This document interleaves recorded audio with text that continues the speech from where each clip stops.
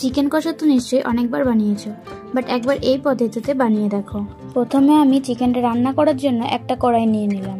কড়াইটা গরম হওয়া পর্যন্ত ওয়েট করতে হবে। কড়াই গরম হয়ে গেছে, এবার আমি কড়াইয়ে 100 ml ফরচুন অয়েল দিয়ে দিলাম। এবার তেলটা যতক্ষণ গরম হচ্ছে ততক্ষণ একটু ওয়েট করতে হবে। তারপর তেলটা গরম হয়ে গেলে তার মধ্যে একটা তেজপাতা ও কিছুটা কস্তুরি মেথি পাতা দিয়ে দিতে হবে।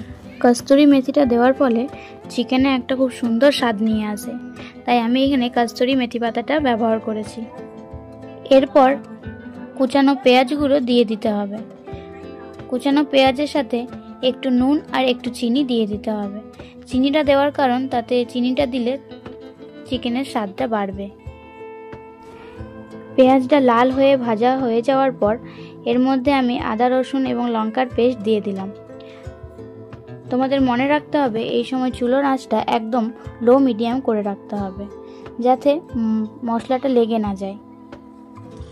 তারপর কালারের জন্য দিয়ে দিতে হবে 2 চামচ কাশ্মীরি লঙ্কার গুঁড়ো ও স্বাদ মতো নুন। তারপর ভালো করে নাড়তে হবে।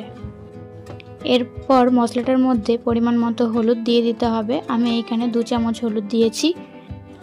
তারপর যখন মশলাটা একটু তেল ছেড়ে আসবে তখন একটু একটু করে জল দিয়ে মশলাটা ভালো করে কষিয়ে নিতে হবে। তারপর যখন মশলাটা একটু তেল ছেড়ে আসবে তখন একটু একটু করে জল দিয়ে মশলাটা ভালো করে কষিয়ে নিতে হবে।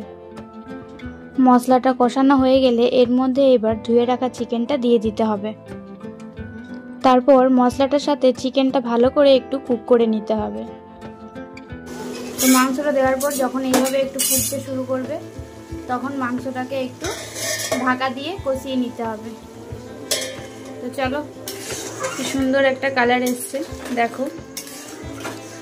এবার যদি তোমরা চাও যে আমরা একটু ঝোল করব তো এর মধ্যে একটু জল দিয়ে দিলে তারপর আবার একটু ফুটিয়ে নিতে হবে, কিন্তু আমরা আজকে এরকমই করব। আর একটু মাংসটা হয়ে গেলে এবার নামিয়ে দেব। আমি কিন্তু এখানে চিকেনে একটু বেশি জল ব্যবহার করিনি, একটু মতো জল দিয়েছি। ওই মশলা ভাজার সময় যতটা জল লেগেছে ততটাই। তারপর চিকেন থেকে এমনিতেই জল বেরিয়ে যায়, একটু ঢাকা দিয়ে দিয়ে রান্না করলে জলে সেরকম লাগবে না জল। তো রেসিপিটা তোমাদের কেমন লাগলো কমেন্টে জানিও। তোমরাও একবার এইভাবে ট্রাই করে দেখবে। যদি ভালো লাগে তো অবশ্যই একটা লাইক করে দিও।